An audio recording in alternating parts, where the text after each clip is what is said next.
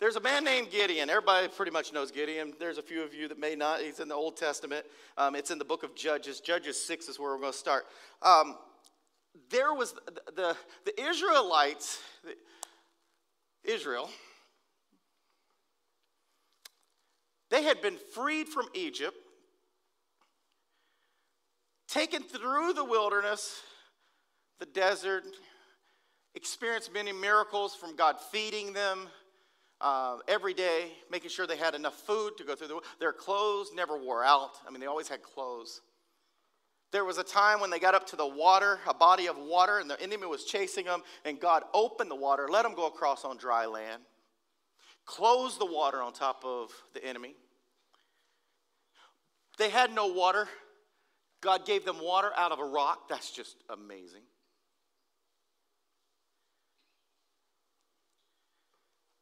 Now they're at this time that Israel has kind of got comfortable. They've begun to forget about God. They started leaving God out of the equation of their life. In fact, they began to worship other idols like Baal. They started worshiping other gods and idols and started spending time in the world and kind of forgetting about God. And that's how, you know what, that's us. We do the same thing. Whenever we need God, we're down on our knees and we're saying, God help me, God help me. And then as soon as everything goes better, we're fine. God kind of goes in his little personal closet because we have a prayer closet and we only go there whenever we need him. We bring him out whenever we need him, and then we put him back in whenever it's all done. So God's like a closet God for some of us. It's kind of like Israel did. They kind of used God to get them through some things, and then in time they started giving their time over to wooden idols made out of wood, made out of gold, made out of silver. They started worshiping a God that was man-made.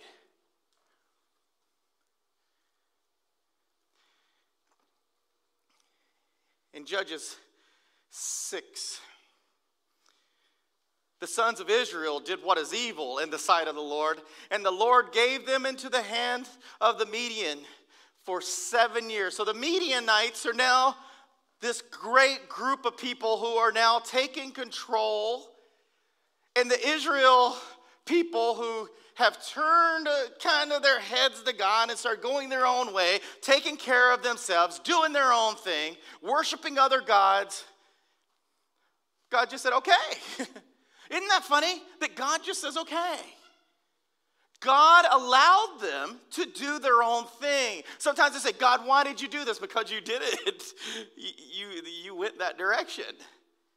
So God allowed them to go. Well, now the Midianites are strong people.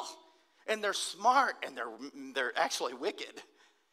So those wicked people came in, and they began to have caves kind of in the mountains.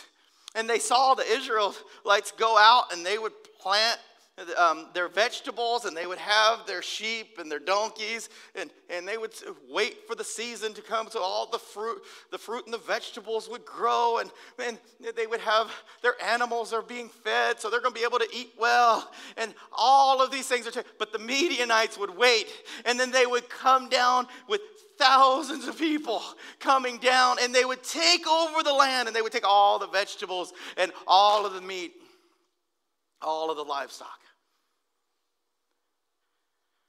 The Israelites couldn't exist. They were terrified. And they knew that everything that they did, the Midianites would just come in and take over. It's because they turned from God. They were depending on their own strength. And the Midianites could take them every time. But during this time, you ever see that? Like in your own lives, you see that there's things that are taking place within our church, within our world, within our own homes, that we see that we may have turned a different corner, maybe walked away from God.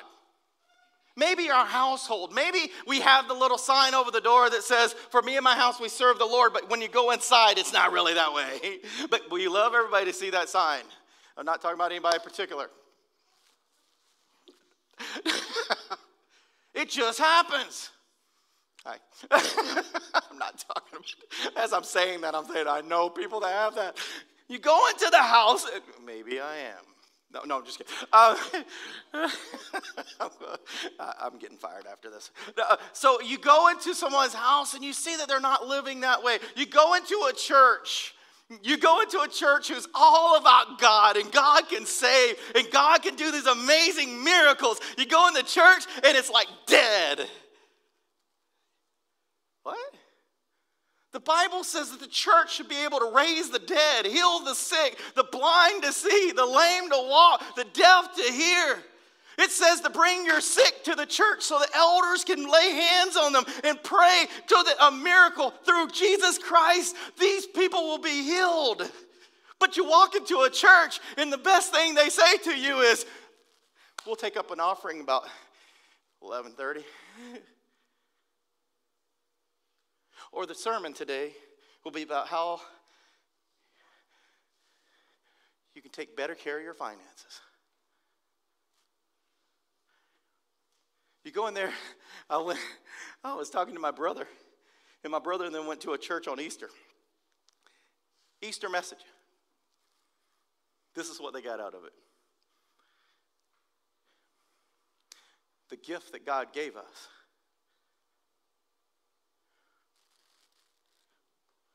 was beer.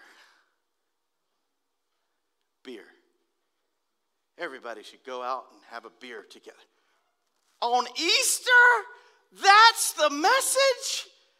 That's what you're talking about? God's gift to us is to go out and have some beer with your brothers and sisters? It's like, what is the message today? Really? So in my house we will serve the Lord. In my church we will serve the Lord. You know what? This whole message thing's got to be clear. The message that the church should be given to everyone is the gospel, the good news of Jesus Christ. We need to tell people that there is a heaven and there is a hell. God doesn't want to send you to hell. In fact, his word says that his plan is for each and every one of us to be with him in eternity. With him in heaven, a place that he has created for us with him.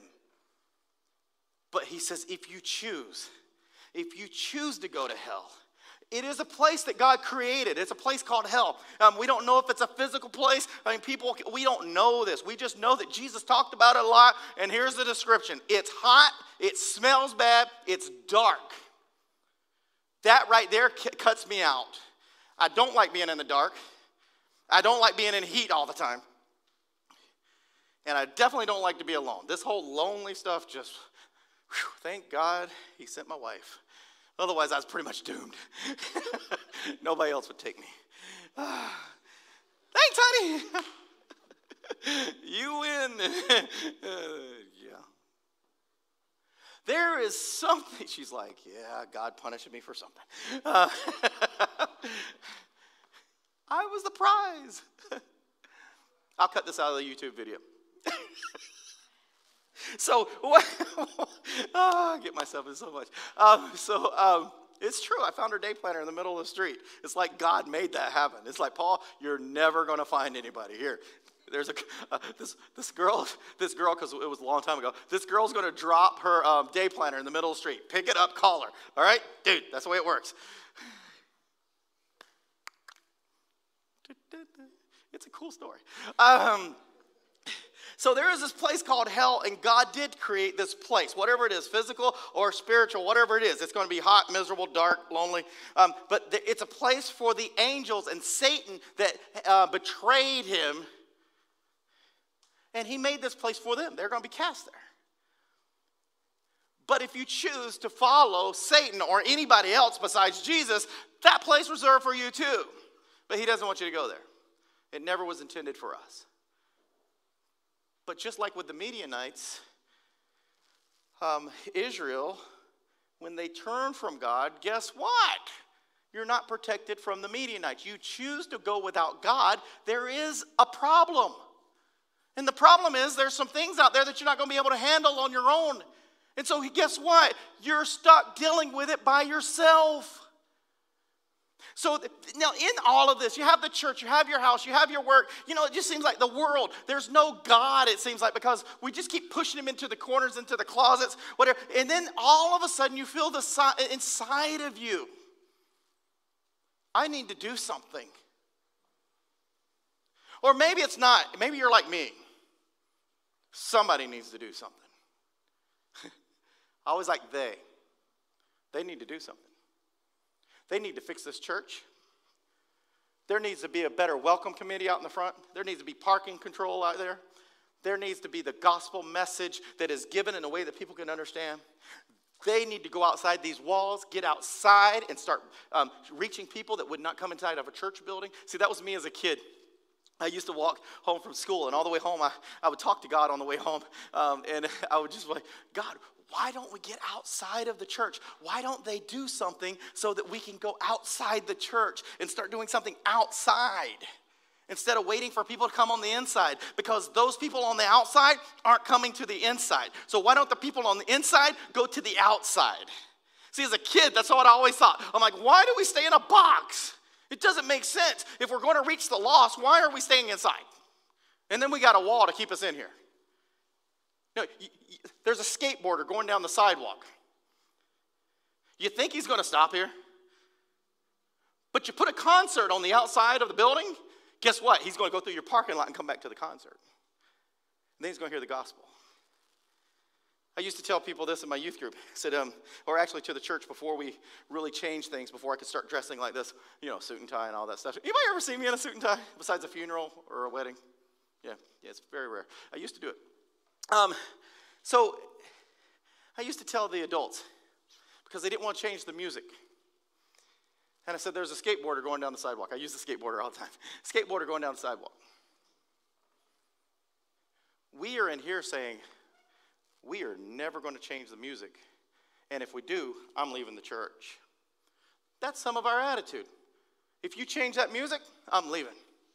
And then you got the skateboarder going down the sidewalk, and he's skateboarding along, and he looks at the church and goes, until they change their music, I'm never going in there.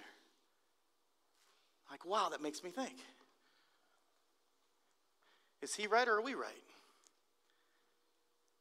I think as Christians, we want to do anything we can to get that skateboarder into this church. We want to hear the gospel. We want to connect with them. If we're going to do that, we need to not change the gospel, not change the message, but maybe the style of music. And eventually we did. We ended up getting a band and everything that we have done over the years, and then changes take place, and sure enough, it's just, we've reached more people. We've done more things. Somebody here might be saying, I know some stuff that God's really been putting on my heart, and I think you guys ought to do it. I think you ought to do this. I think you ought to make this change. And you know what? That's kind of what happened to Gideon. Gideon, there's an angel of the Lord that went down to Gideon. And the angel of the Lord came and sat under an oak. And he went up to Gideon. The angel of the Lord appeared to him and said, the Lord is with you, oh valiant warrior. This is great. Everybody, even Gideon, knew that he was not a warrior, and if anything else, he was not a valiant warrior. He was not meant to be any kind of a warrior. And this angel of the Lord comes down and says this.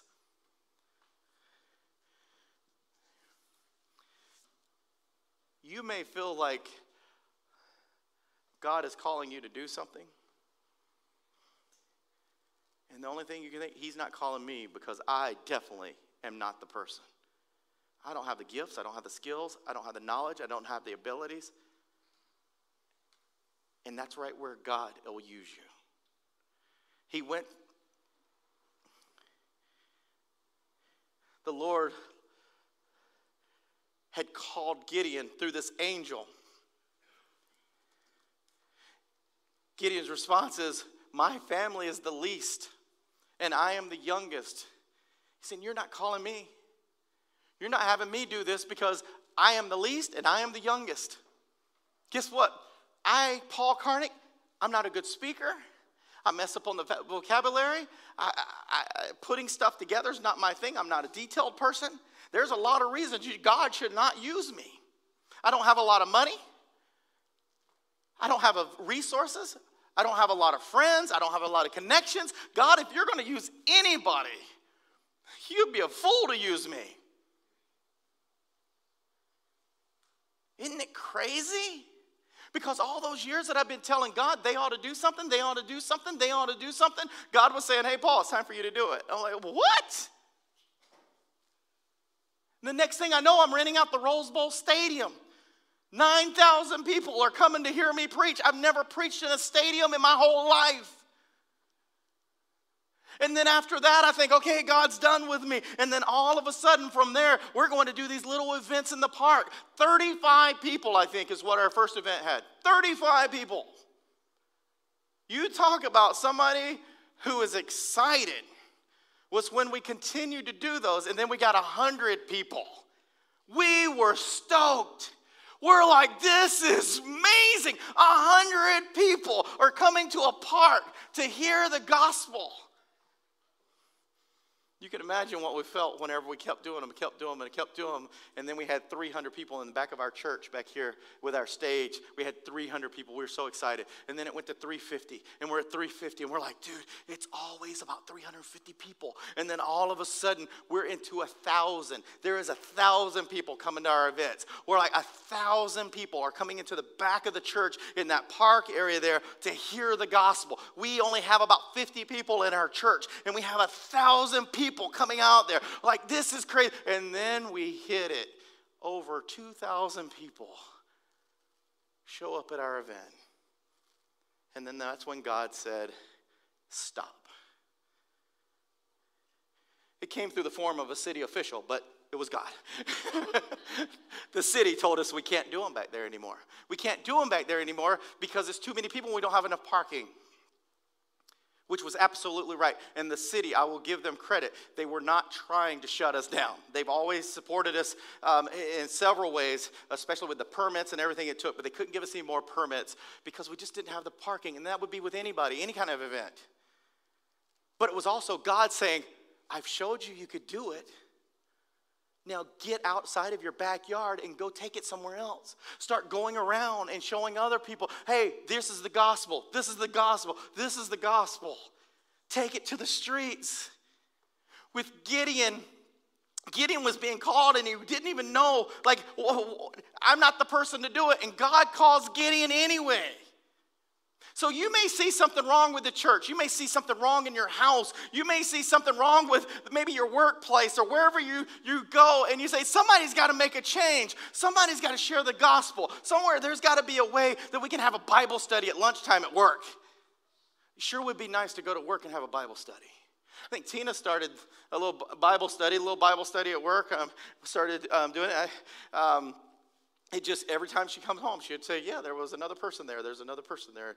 And it just continued. You hear about that Bible study? You hear about that Bible study? They used to work with her. Isn't it amazing? God calls us to do something, and sometimes we don't feel qualified. You see something that needs to be done. Sometimes it's because God's putting it on your heart. Gideon didn't know. And then Gideon comes out, and Gideon was so blown away. This is one of the feelings you get, like whenever God calls you to do something. You're like, okay, I see a problem here. It needs to be fixed. In my life and everything, I just want to fix everything. I just want to make it better. I want to make it better. God's just talked to me. He sent an angel, right? An angel down to talk to Gideon.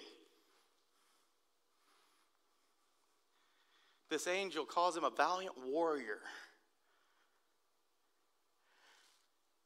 He's so impressed with this angel. He says, stay right here. I got a present for you. He goes home and he gets a goat and the meat and some bread, and he brings it back as like a sacrifice or a gift, a present.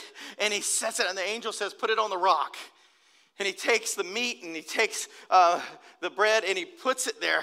And then the angel touches it with the rod. And the fire comes up and consumes it like, whoa!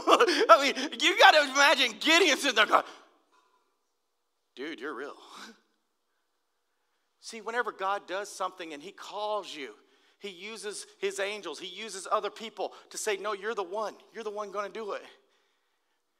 And then all of a sudden he does something just so amazing.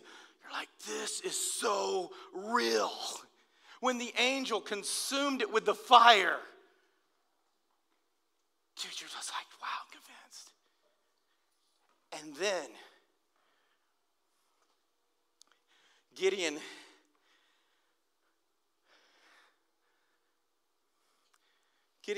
obviously walks away. Next day, that night, God speaks to him. God speaks to Gideon.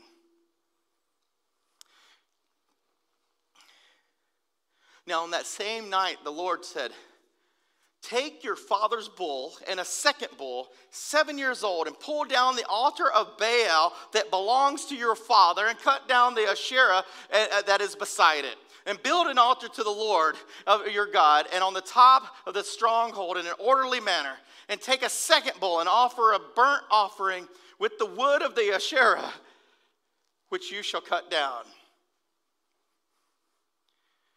There's a problem in the church. There's a problem in the world. There's a problem in your house. There's a problem that you see. I can't go into every detail, but just you as a Christian, you as a believer, you realize that you go into your own house and there's just stuff that's not right. It's not of God. I've had to do it myself.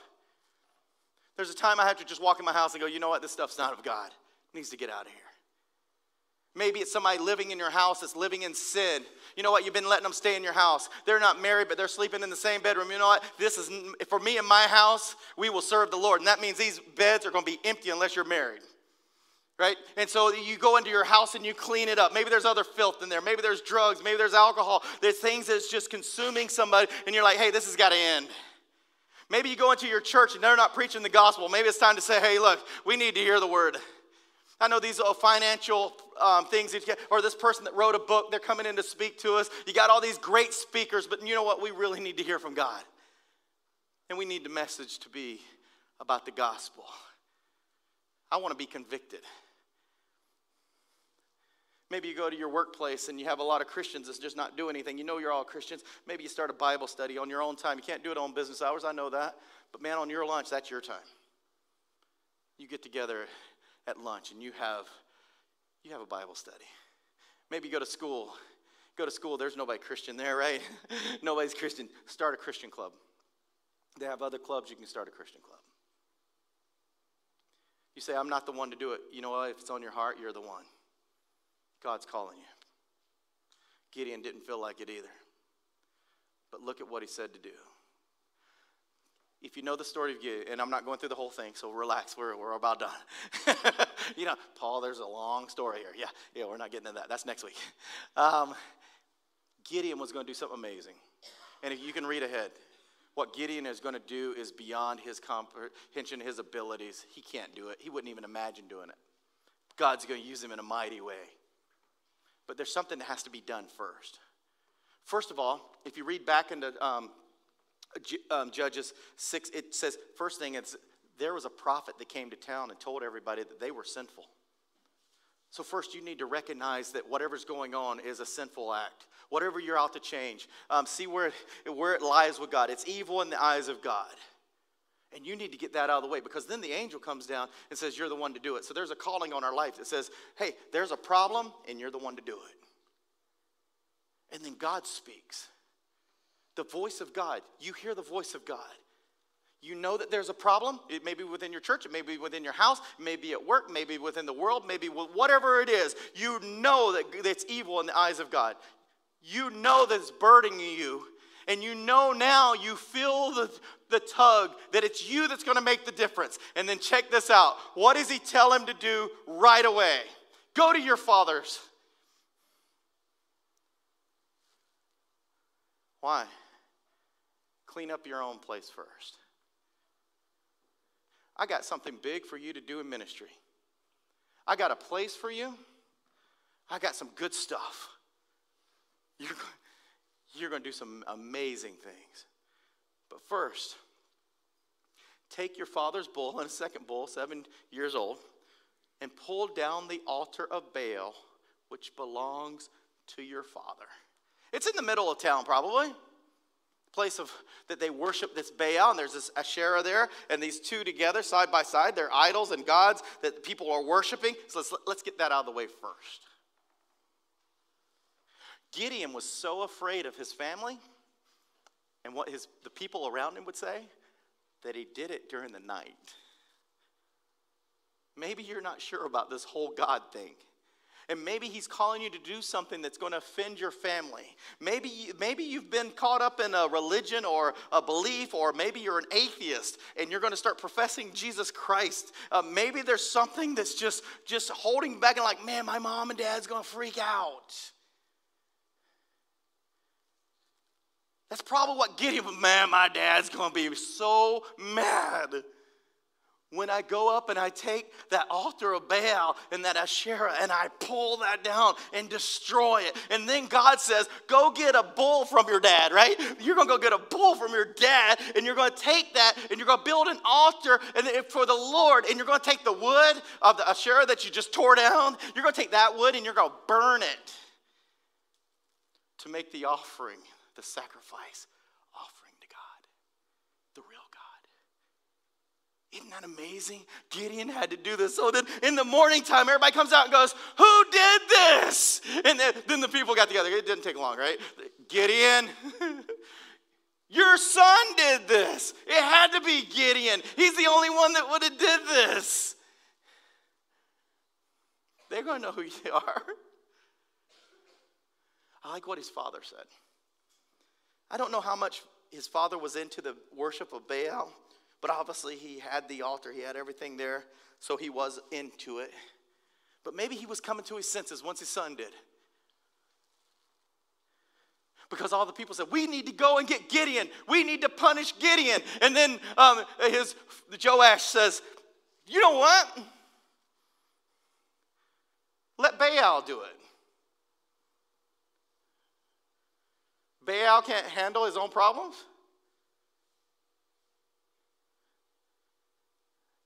Have you ever thought about that? The things that people worship and the things that they do are so powerless. But the opposite of that is what we have. We have a God that is living, a God that is for real, a God that hears your prayer, a God that speaks back to you, a God that does miracles right before your eyes. You have a living God that you believe in. Why in the world would we not share the truth with everybody? Be like Gideon. Be humble to know that you're not the person. That's a humbleness to just say, God, I am not the person. But come to your senses and know it's not about you. It's about what God's going to do through you. You're the vessel. God's going to give you the power. He's going to give you the strength. He's going to walk you through it. He's going to take time with you, and he's going to make sure that everything that should will come and take place.